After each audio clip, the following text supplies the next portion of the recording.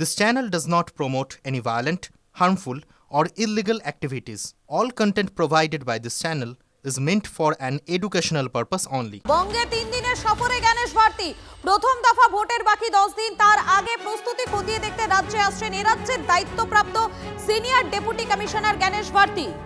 শ্রাবন্তী রয়েছেন আমাদের সঙ্গে, সরাসরি শ্রাবন্তীর কাছে চলে যাবো। শ্রাবন্তী, মূলত কোন বিষয়গুলো খতিয়ে দেখতে আসছেন তিনি? দেখো, ভোট একেবারে দোরগোড়া রয়েছে। ইতিমধ্যে আমরা দেখেছি মনোজ আগরওয়াল সিইও, স্পেশাল পর্যবেক্ষক সুব্রত গুপ্ত তারা জেলা সফরে ঘুরে এসেছেন, কিন্তু তার প্রস্তুতি কতটা রয়েছে? আর কিছু বাদ রয়েছে, তার কারণ নিরাপত্তায় ঠিকঠাকভাবে নির্বাচন করার একটা প্রথম থেকেই কথা বলে এসেছে কমিশন। তার জন্যই সফর, এই সমস্ত প্রস্তুতি খতিয়ে দেখার জন্য 3 দিন সফর করবেন তিনি। প্রথমেই দুর্গাপুর যাবেন, তারপর পশ্চিম বর্ধমান, পূর্ব বর্ধমান, হুগলি, উত্তর 24 পরগনা হয়ে তিনি কলকাতায় আসবেন। অন্য দিন তারা 13 থেকে 17 এপ্রিল উত্তরবঙ্গে কাটাবে। এক কথায় এই গোটা 2 দিন কমিশনে বিভিন্ন প্রস্তুতির বৈঠক প্রতিবেদন। ধন্যবাদ।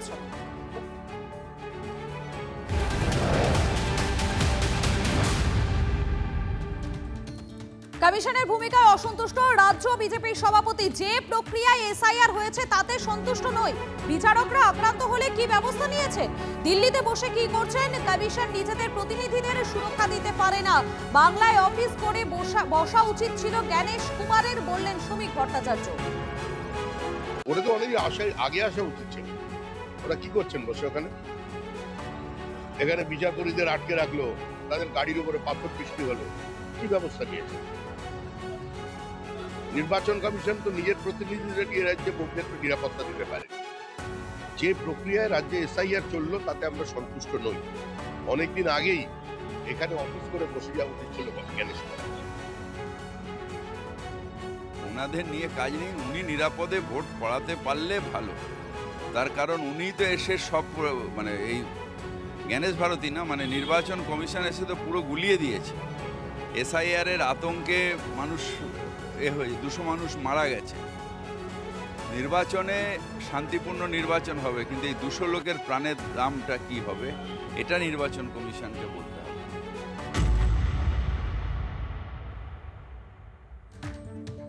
বাংলায় ভোটার লিস্ট ফ্রিজ হয়ে গেছে। ট্রাইব্যুনালের রায়ে পাশ করলে এসআইআর এর নাম বাদ পড়ার কি আসন্ন নির্বাচনে তারা ভোট দিতে পারবেন? আজ সুপ্রিম কোর্টে চূড়ান্ত সিদ্ধান্তের একটা সম্ভাবনা রয়েছে। সুশোভন রয়েছেন আমাদের সঙ্গে, আমরা আমাদের প্রতিনিধির কাছে যাব। তবে তার আগে আপনাদের জানাই, ট্রাইব্যুনাল নিয়ে জোড়া মামলাও দায়ের হয়েছে সুপ্রিম কোর্টে। ট্রাইব্যুনাল ছাড়পত্র দিলে ভোটাধিকারের সঙ্গে জেলা ভিত্তিক ট্রাইব্যুনাল গঠনের দাবিও উঠেছে। বিবেচনাধীনদের 60 লক্ষের মধ্যে 27 লক্ষের বেশি নাম বাদ পড়েছে। ট্রাইব্যুনালের রায়ে বৈধ ভোটারের স্বীকৃতি পেলে কি মিলবে ভোটাধিকার? বিশ্বাস রাখি সর্বোচ্চ ন্যায়ালয় থেকে যে ভারতীয় হয়ে, ভারতের মানুষ হয়ে ভোট অধিকার সুপ্রিম কোর্ট কাটবেন না। তার কারণ ইলেকশন কমিশন নয়, ভারতের কনস্টিটিউশনই সব থেকে বড়। এবং ভারতের কনস্টিটিউশন বলেছে 18 বছরের ঊর্ধ্বে প্রত্যেক ভারতীয়র অধিকার হচ্ছে ভোট দেওয়া। সেই অধিকার যেন ভারতের কনস্টিটিউশনের বিরুদ্ধে গিয়ে আমাদের কাটা না যায়, এটা নিশ্চিতভাবে সর্বোচ্চ আদালত দেখবেন বলে আমরা আশা রাখি। নির্বাচন কমিশনের দায়িত্ব হচ্ছে অবাধ নির্বাচন করানো, কিন্তু প্রথমেই তারা ফেল এই কারণে যে পশ্চিমবঙ্গে লক্ষ লক্ষ মানুষ এসআইআর নামে ভোটদান থেকে বঞ্চিত হচ্ছে। তাই প্রথম পর্যায়ে তারা ব্যর্থ, কারণ অবাধ নির্বাচন মানে অবাধ নির্বাচক মণ্ডলীর তালিকা। সেটা যদি সম্পূর্ণ না হয় তাহলে অবাধ নির্বাচন আমার মতে অসম্পূর্ণ। যেমনটা বলছিলাম আপনাদের, আজ থেকে শুরু হচ্ছে ট্রাইব্যুনাল। নাম বাদ পড়াদের অনলাইনে জমা পড়া আবেদন খতিয়ে দেখবেন অবসরপ্রাপ্ত বিচারপতিরা। আমাদের সঙ্গে সরাসরি রয়েছেন আমাদের প্রতিনিধি সুশোভন রয়েছেন আমাদের সঙ্গে। সুশোভন, এই মুহূর্তে তোমার কাছে কি আপডেট রয়েছে? দেখো, যে ট্রাইব্যুনালের কাজ শুরু হওয়ার কথা ছিল তা কিন্তু ইতিমধ্যেই শুরু হয়ে গেছে, এবং এইখানেই কিন্তু এই ট্রাইব্যুনালের কাজ শুরু হবে। 19 জন অবসরপ্রাপ্ত বিচারপতি, যেটা পুরোপুরি তারা পর্যবেক্ষণ করবেন। এবং তুমি জানো যে রবিবার একেবারে দুপুরবেলা প্রায় 3.5 ঘন্টা কলকাতা হাইকোর্টের মাননীয় প্রধান বিচারপতি তিনি এসছিলেন এবং তার নেতৃত্বে বৈঠক হয় এবং তিনি পুরো বিষয়টা স্পষ্ট করে দেন যে কিভাবে কোন পর্যায়ে এক একটি করে কাজ হবে এবং অন্তিম পর্যায়ে গিয়ে সেখানে গিয়ে কিভাবে কাজ হবে। বর্তমানে বেশ কিছু বিচারপতি অবসরপ্রাপ্ত বিচারপতিরা এসছেন, তারা কিন্তু এবার বর্তমানে পুরো বিষয়টা দেখছেন।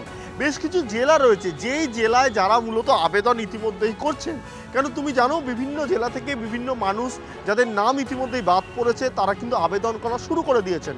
অর্থাৎ তারা যখন আবেদন করছেন বা ভবিষ্যতেও যারা একেবারে ডিইওর কাছে বা অনলাইনে আবেদন করবেন, সেই সরাসরি নামগুলো কিন্তু এই ট্রাইব্যুনালে চলে আসবে এবং এখান থেকে কিন্তু সেই ডকুমেন্টসগুলো তারা যারা অবসরপ্রাপ্ত বিচারপতি রয়েছেন, মাইক্রো অবজারভাররা রয়েছেন, অবজারভাররা রয়েছেন, তারাই কিন্তু পুরো বিষয়টা একবার ভালো করে পর্যালোচনা করবেন। যদি সেখানে কোনো বাড়তি ডকুমেন্টসের প্রয়োজন হয় সেক্ষেত্রে তাকে ডাকা যেতে পারে, আর যদি ডাকার কোনো প্রয়োজন না হয় সেই ডকুমেন্টসেই যদি তারা কোনো সিদ্ধান্ত নিতে পারেন তাহলে পরবর্তী সিদ্ধান্ত নেওয়া হবে।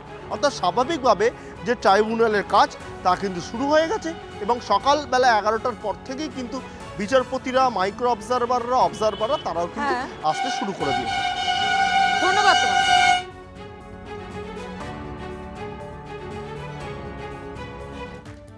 এসআইআর ইস্যুতে ফের বিজেপিকে তোপ মমতার। এসআইআর এর নামে ধর্মীয় বিভাজন করছে বিজেপি।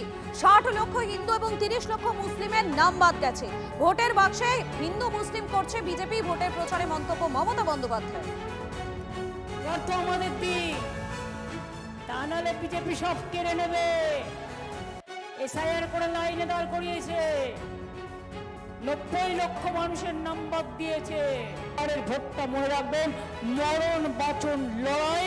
বিজেপি এসআইআর এর নামে যে সর্বনাশ করেছে বাংলায়, ইটস এ বিগ স্ক্যাম, বড় জুমলা। জোর করে ভয় দেখিয়ে মানুষের 90 লক্ষ মানুষের নাম বাদ দিয়ে 60 লক্ষ হিন্দুর নাম বাদ আর 30 লক্ষ মুসলমানের নাম বাদ দিয়ে ধর্ম দেখাচ্ছে। উনি ওই মৃত ভোট ছাপ্পা মারতেন তো, মৃত ফেক একটা লোক প্রথম ফেজে কোচবিহারে, দ্বিতীয় ফেজে মালদাতে, তৃতীয় ফেজে বারাসাতে, শেষ ফেজে ভবানীপুরে ভোট মারত। ওগুলো বন্ধ হয়ে গেছে, ওনার কষ্ট হচ্ছে, যন্ত্রণা হচ্ছে। উনি তো কালকে আবেদন করেছেন খণ্ডঘোষে, জোড়া ফুলে কেউ ভোট দেবেন না। আমি পোস্টও করেছি, দেখবেন সত্যি কথা বেরিয়ে গেছে।